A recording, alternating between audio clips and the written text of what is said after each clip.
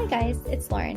In today's video, we'll be going over Disruptive Classroom Technologies by Sunny Magana and discussing Chapter 6, Applying the T3 Framework. Okay, so first things first. Let's go over what the T3 framework is and then how you can use it to assess technology integration in your classroom. There are 3 stages of the framework, and each level has 2 steps. Magana's work asserts that technology shouldn't just replace the teacher, but should instead supplement and be used in combination with teaching practices. In a radio show, Sunny Magana talks about his view towards technology integration and the inherent value of tech tools. Tools themselves are net neutral. Any technology tool, you can fill in the blank with anything, is neutral in terms of value. Some people have a value positive perspective on the tool, and that's a bias. They just think technology is going to be great no matter what. Others have a value negative perspective. They think technology will actually increase confusion or decrease teaching capacity or learning. Bob and I have a value neutral perspective because the tools in and of themselves really don't do anything until they're wielded in a context. Now we'll be going over how to use the T3 framework. The T3 framework is intended to be clear, precise, and an easy tool for educators to use. It is a compact and actionable framework designed to help teachers self-assess and strategically plan how they intend to integrate technology. This framework will help them monitor their progress and reflect on their growth. They will also be evaluated on classroom implementation by administrators, as this framework is twofold. It provides an explicit guideline for how to observe teachers and also gives them clear goals to strive towards. There are 3 stages of the framework, and each level has 2 steps. The first stage is T1, Translational Technology Use. The first step is T1.1, Automation, and the second step is T1.2, Consumption.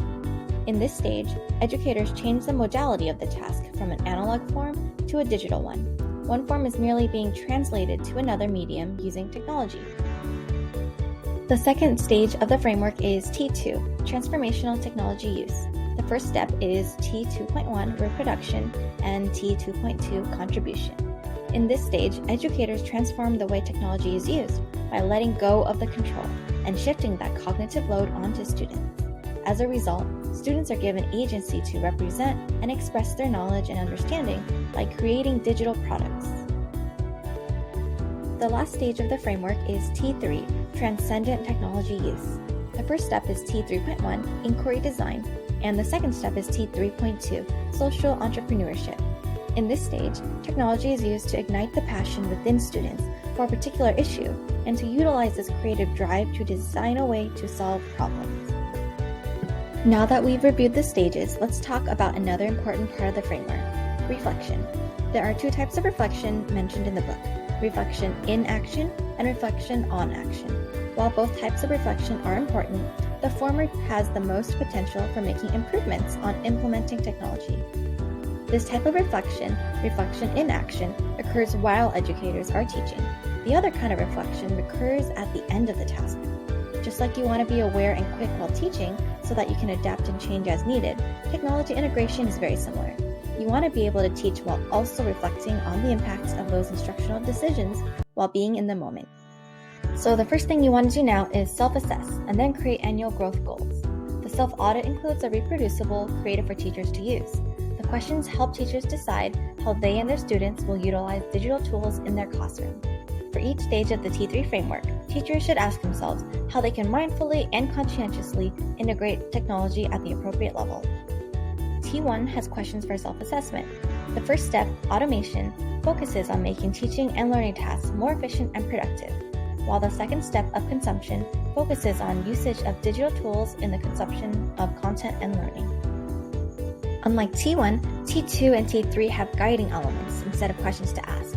The first step of T2, production, focuses on producing learning artifacts that demonstrate student knowledge and mastery, while the second step, contribution, focuses on creating artifacts that contribute to others' learning.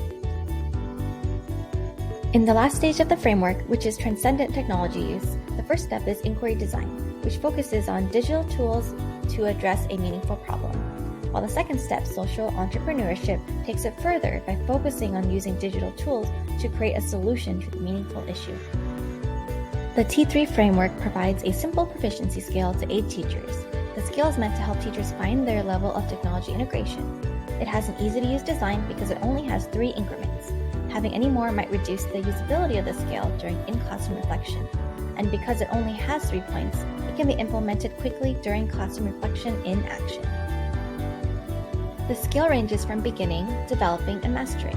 According to the scale, at the beginning level, teachers are not yet nearing agile and they have little to no impact monitoring, with critical errors and oversights. But during the developing step, the teacher has some impact monitoring capabilities, but still some errors and oversights. At the mastering scale, educators are agile and can demonstrate impact mindfulness. There are also no errors and oversights. After assessing, educators now need to establish and communicate precise goals for professional growth. How do we start? Self-assess your entry point, and then make intentional steps for continuous growth and mastery. Remember, what matters is that you know where you are, and that you demonstrate growth from wherever your starting point is. The goal of using the T3 framework is to be intentional with your progress and the decisions you make, so that you continuously grow from that point onwards, after you identify the stage corresponding with your self-assessment. There is a professional goal-setting guide and prompt for every step within the overarching translational, transformational, or transcendent levels. The prompt for T.1.1 translational is, I will demonstrate mastering my use of the digital tool to automate the task of the teaching or learning task by this date. The prompt for T.1.2 consumption is, I will demonstrate mastering my use of the digital tool to consume digital media to benefit the task of whatever teaching and learning task it is by a certain date. The prompts for transformational are more similar. The prompt is, I will demonstrate mastering my integration of blank to support students engaging in the production or contribution task of blank by blank. This includes both steps.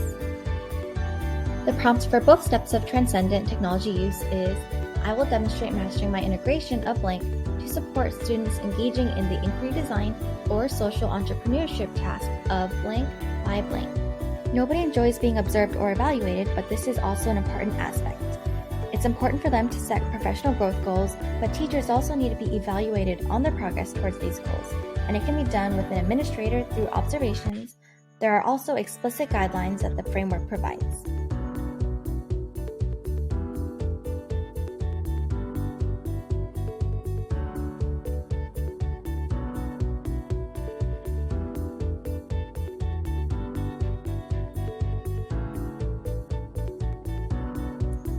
The observation guidelines check for evidence in both teacher and student usage of digital tools, as well as the results of these learning tasks. The 3-point proficiency scale is also at the bottom of the observation guide to use as evidence checkpoints. The book also talks about the benefits of having classroom coaches and the positive effect it yields on educators and their classroom instruction. Teacher professional development complemented by classroom coaching activities has a higher probability of yielding significant improvements in the quality of classroom instruction. Classroom coaches ensure teachers can transfer the skills, knowledge, and competencies gained during PDs and trainings into actual classroom instructional practices, so they take the knowledge and help teachers implement. In his podcast, Sunny Magana offers some wisdom for educators looking on how to get started. Yes, tell us a bit about that. Yeah, as we've all kind of realized, there's a lot of technology out there. There's a lot of applications available and at our immediate disposal. When you're just starting out in this realm, you want to just find something that works well with you. And I always kind of suggest of teachers trying to find some form of digital space, a space where they can share their ideas, whether it's a blog, whether it's just a website where they're posting information that's updated for students to access. And although it sounds like a kind of almost at this point in time an archaic process, it's still something I think that's valuable. And it also represents a good way of modeling for students to get out into those digital spaces. Listening to the podcast, How Our Instructional Mindset Evolved During a Year of Pandemic Teaching and Learning with Magana really helped add another dimension to this chapter. Well, thank you for watching.